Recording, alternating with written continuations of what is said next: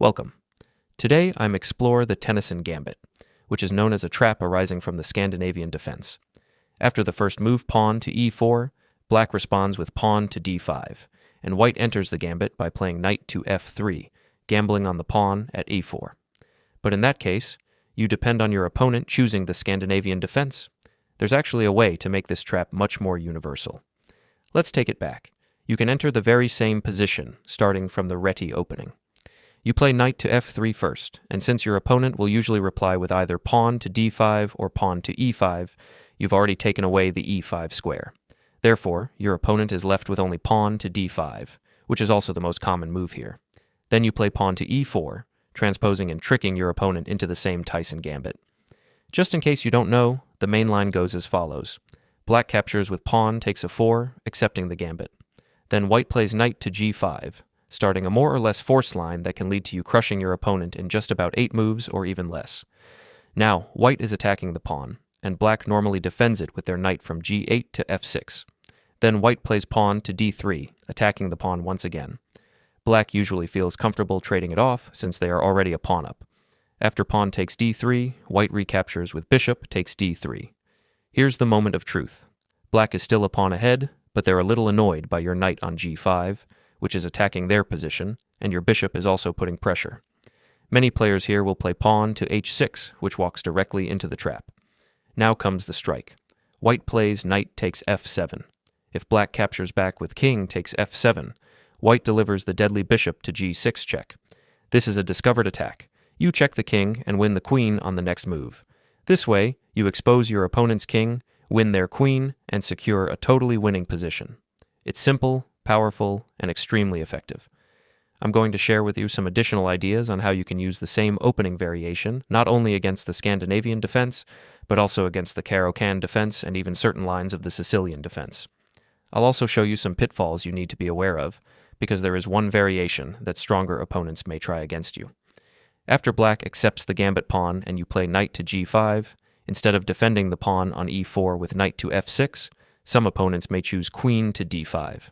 This move defends their pawn on e4 while simultaneously attacking your knight on g5. At first glance, it looks like you are in serious trouble, but if you know the correct response, the solution is truly beautiful. You play pawn to d3. With this move, you attack black's pawn on e4 while also defending your knight on g5.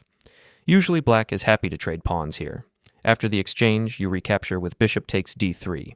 Now it may appear that you have made a mistake because black can play queen takes g2, seemingly winning a free pawn and threatening your rook in the corner. However, this is exactly the trap.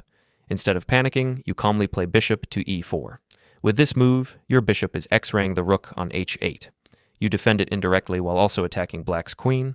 At this point, the queen has very few safe squares. The only reasonable move is queen to g4. But after that, you simply trade queens, and then play bishop takes b7, winning the rook on the next move. Black has no defense. This way, what looked dangerous for you actually flips around into a completely winning position for white. If your opponent isn't tempted by the bait and doesn't fall for the trap, they will often play pawn to h6 to chase away your knight. But here comes another beautiful line. Instead of retreating, you play knight to c3, counterattacking their queen. Now black attacks your knight, thinking they are putting pressure on you. At this point, black often believes they can retreat their queen, give a check, and then capture your knight afterwards. So you calmly move your knight back to a4. The nice thing here is that while you are developing your pieces, black remains completely undeveloped.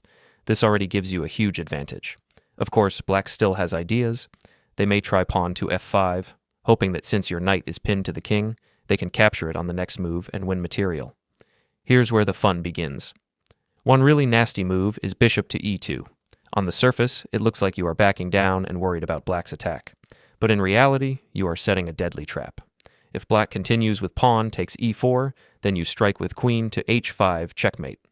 Notice that your queen completely cuts off black's king from escaping, and this is a full checkmate on the spot. This shows how dangerous the position can be for black, even if they avoid the earlier traps. And the beauty of this Tennison Gambit setup is that you can trick your opponent into the same patterns through other openings as well.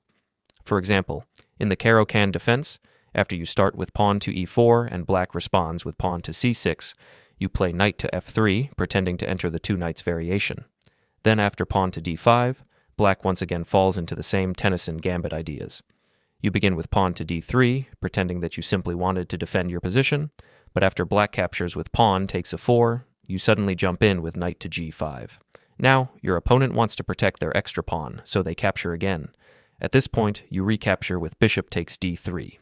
Against the Caro-Kann defense, this works even better than in other openings. Look at the position. You are directly threatening to capture black's central pawn, with both your knight and bishop coordinating against it.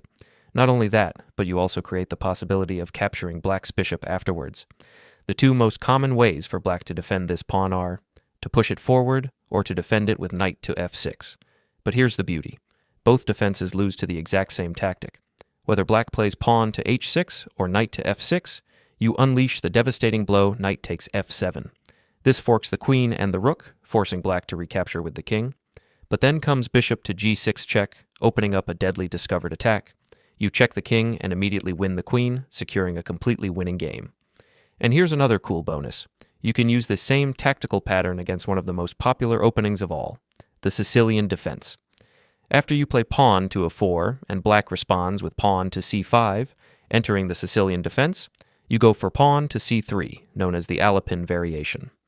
One of the major replies here is pawn to d5, which transposes directly into the Tennison Gambit ideas we've already seen. Of course, black may choose something else. For example, at the amateur level, one of the most common moves is knight to c6. Let's focus on one of black's main moves, pawn to d5. Most players will capture here, but instead we're going to steer the game into the Tennison Gambit direction by playing knight to f3. You can already see the familiar pattern. We're offering the pawn on e4 for free. Black captures it, and then you play knight to g5, following the same setup as before. Black usually defends the pawn with knight to f6, and then you play pawn to d3. After pawn takes d3 and bishop takes d3, we reach the critical moment. At this point, many opponents feel annoyed by the pressure you've created. Very often, they will play pawn to h6, trying to chase away your knight. Of course, some opponents might play something else. Let's focus on the most common response, pawn to h6. Here you know exactly what to do. Knight takes 7. This completely destroys black's position and puts them in big trouble. After king takes f7, you have a beautiful choice of how to continue. You can win with bishop to g6, or sometimes even with bishop to c4. For example, bishop to g6 once again opens up a deadly discovered attack. You check the king and immediately win the queen, leaving black defenseless. Now, some of you pointed out in the comments that these tactics may not work as reliably against players rated above 2,000. But let's be honest, most players are nowhere near that level, and most of your opponents will never reach it. That's why this trap is so effective. Let me show you a common example of why. In this line, white's position is already totally winning. After king takes f7, you win the queen on d8.